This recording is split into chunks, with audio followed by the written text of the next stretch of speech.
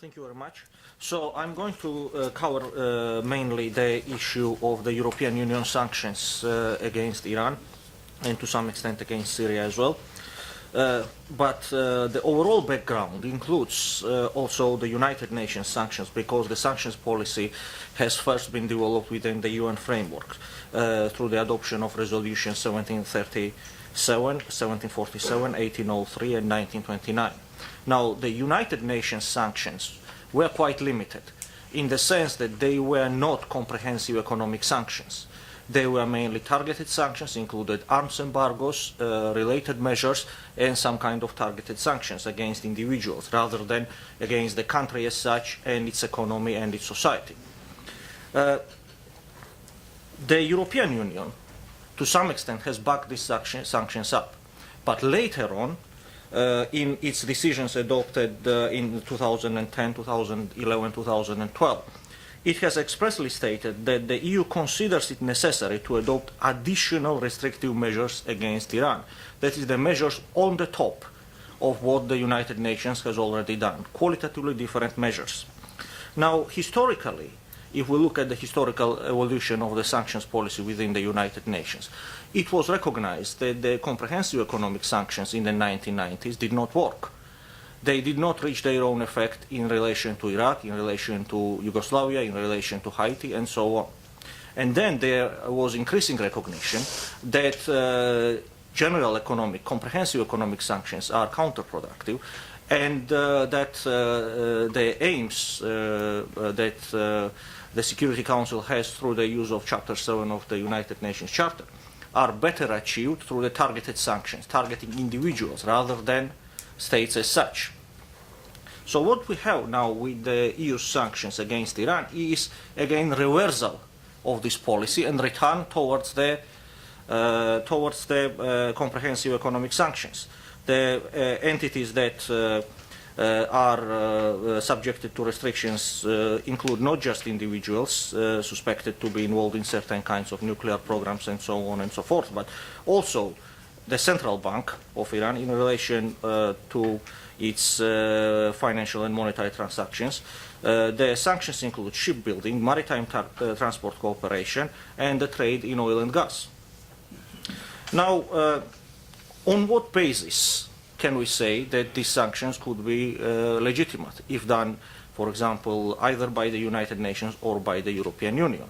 There is some perception in the doctrinal quarters that the Security Council of the United Nations is some kind of world legislature, some kind of world government that can actually adopt any measures that its political discretion will justify. However, it must be remembered that the Security Council's political discretion derives from no other place than law. And there are always the legal requirements under the Charter of the United Nations and under general international law as to what the Security Council and the European Union can lawfully do or not do. In the first place, if we look at the historical evolution of the Security Council sanctions, the key statutory requirement for the use of Chapter 7 against Iran, namely the existence of a threat to international peace and security under Article 39 of the United Nations Charter, has not been properly complied with, because the Security Council has not in its resolutions explained properly what particular act, conduct or situation genuinely constituted a threat to international peace and security. The Atomic Energy Agency report spoke of the, as it were, lack of the cooperation from the Iranian side, possible military dimension of the Iranian nuclear program, and so on and so forth. But there was a lack of reference to the clearly established facts. When the matter moved to the Security Council, the same lack of the reference to clearly established facts was replicated. So,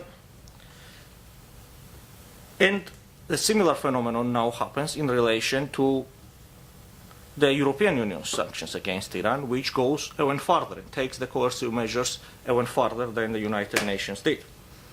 So, obviously, the difference between various types of sanction has already been discussed by various speakers. I mean, historically, the issue arose in relation to the actions undertaken by the Organization of the American States against Cuba in 1960s, where a number of governments tried to distinguish between the measures that involve the use of armed force and the measures that interfere with the as it were, with the discretionary legal relations, such as diplomatic relations and so on and so forth, that were interrupted by a number of the members of the Organization of American States with Cuba. So, on the one hand, there were measures involving the use of armed force. On the other hand, there were measures dealing with diplomatic relations and such like. However, between those two categories, there was a gray area which wasn't dealt with in that particular matter of the Cuban crisis. And this gray area relates to the measures that are not dependent on the discretionary decisions of states and do not fall within the other extreme either, which is the law of the use of force. What has the European Union on its own done historically? Historically, after the end of the Cold War, the European Union adopted the policy of complementarity. Complementarity meant that when the United Nations Security Council would introduce its own sanctions against the Federal Republic of Yugoslavia, for instance, the EU would adopt its own legislative act to replicate the measures already adopted by the Security Council and endow those measures with more efficiency. In relation to sanctions against Iran and Syria, this complementarity has no longer been replicated. The EU is going substantially farther than the United Nations has ever gone. And the risks involved in that respect are considerable. For instance, if we can recall the sanctions that the Security Council imposed on Libya in the 1990s, they were mainly consisting of the arms embargo. They were not meant to be comprehensive economic sanctions, yet they had nearly crippling effect on the medical sector and agricultural sector within Libya. So here is the area where this operational dimension of risks runs into the need to clearly articulate the legal basis of such far-reaching measures. On what legal basis could the European Union act? It was already mentioned that the Lisbon Treaty includes Article 215 and also Title 5, which envisages the EU measures in furtherance of the Union's strategic interests, which member states, as the treaty says, should support and implement in the spirit of loyalty. However, it is doubtful whether or not this clause can take the legitimacy of the EU measures beyond the area that is already covered by complementarity, because Article 53 of the United Nations Charter already suggests that enforcement actions should be taken only by the Security Council.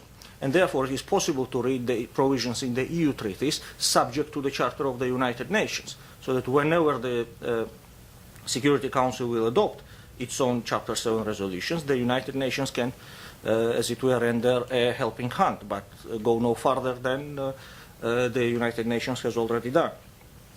Another possible way of justifying the EU measures against Iran is the law of countermeasures.